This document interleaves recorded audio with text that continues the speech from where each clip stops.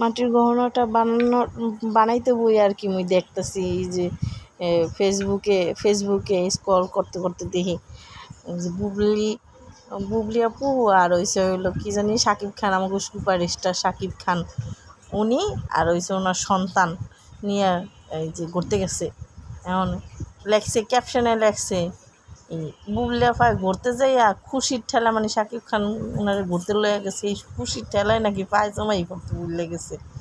কি যে একটা অবস্থা রে ভাই, আপনি কেমনে এই বুবলি আবার পায়জামার দিকে চোখ গেল, আর কিছুর দিকে চোখ গেল না? বুবলি আবার কি সুন্দর জামা পরছে, হেয়ার দিকে চোখ গেল না?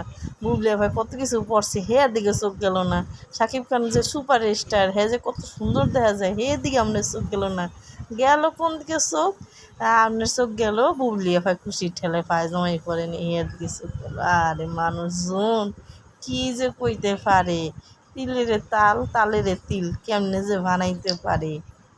আবার কি লাগছে এক একজনে, আবার কি কয় যে বুবলি আপায় ঘুরতে নিয়ে গেছে, সে বপু আপায় শেষ জৈল্য পূজা, এর অবস্থা খারাপ।